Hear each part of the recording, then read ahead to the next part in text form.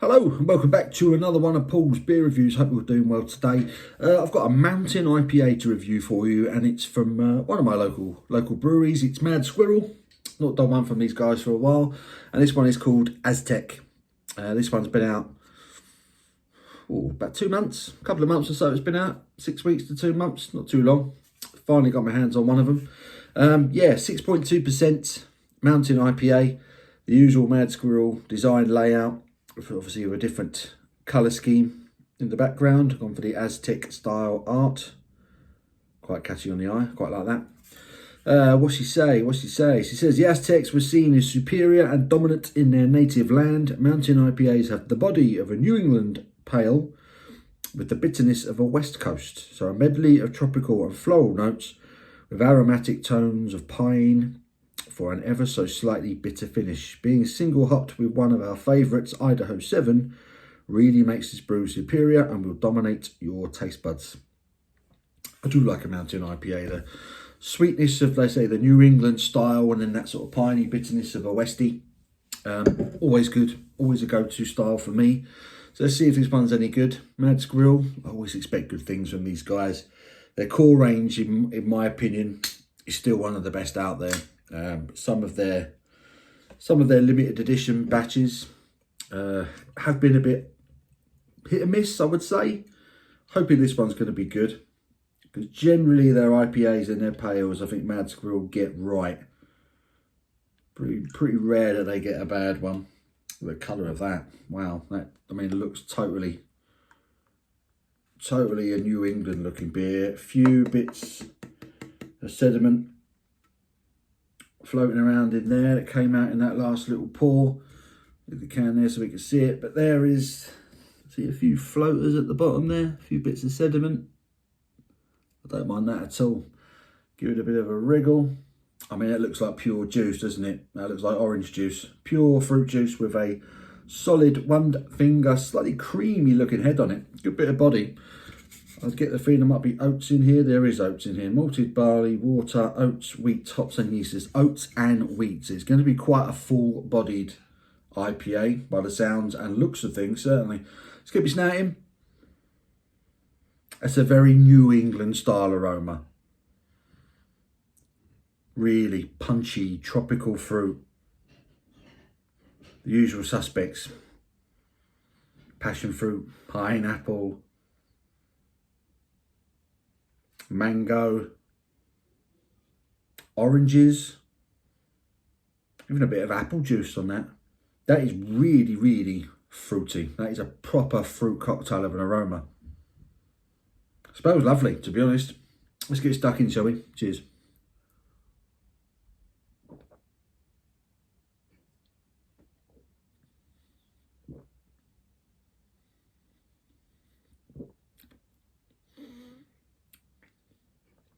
Big, juicy,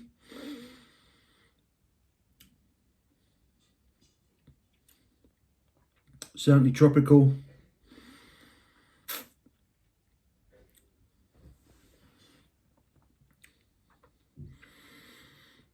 Not nearly enough piney bitterness on the back end to make this a mountain IPA though.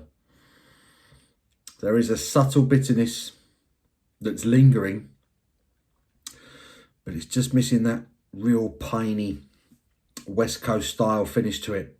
That's a shame. This, for me, is just a half decent IPA.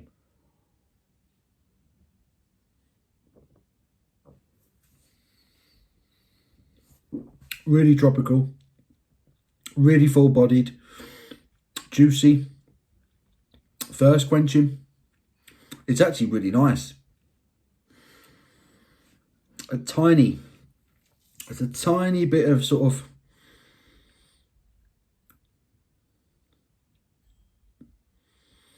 a sort of astringency coming through with that bitterness at the back end, which is reminiscent of a West Coast, but it's just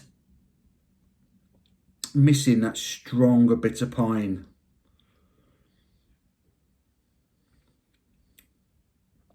I feel like the finish on the beer is starting to grow now. I've done 2 mouthfuls. I was ready to write it off. I'm not going to go that far yet. I might just sit and let this develop for a little while, to be honest. It's really juicy. The New England style, the New England aspect of this beer, excuse me, is really pronounced. It's really juicy, really tropical, full bodied. The oats, the wheat. It's like a classic New England style IPA. On the first mouthful, that was all I got really.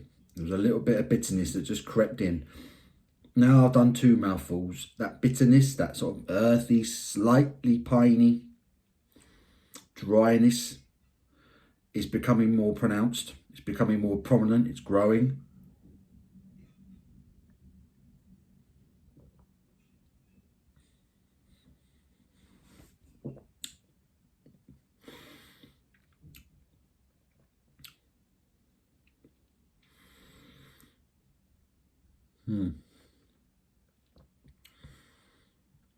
Okay, the more I drink of this, the better it's getting.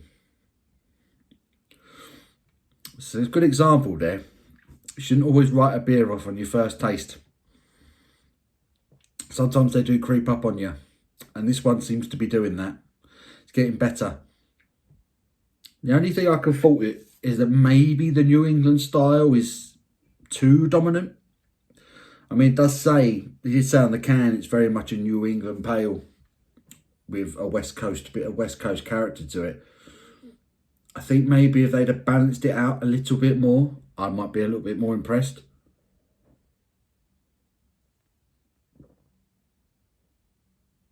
West Coast, you normally get a bit more clarity. This is a very New England dominant, a very heavy towards the New England style of beer. But like I say, that bitterness now, that piney bitterness, slightly herbal finish is starting to become more pronounced, which does give it a bit of a balance, which does I suppose validate the name Mountain IPA. But then at the same time, that's just a good American style IPA, really. I've had this debate quite recently about the whole the Mountain IPA thing. You know, why everything needs to be categorised now. Why can't an IPA just simply be an IPA, a hoppy, flavoursome pale?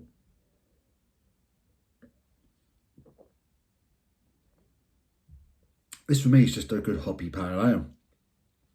It's got a good ABV to it, 6.2. It's around the magic kind of the number there, sort of between 6 and 8. But it's very New England strong. It's very juicy. It's very refreshing. All the tropical fruits, all the characteristics are there that you would expect. Good lacing on the glass, good body to it. It's a very, very good beer. It's actually very, very nice. But I would have liked just a little bit more balance, because it's just too New England leaning for me.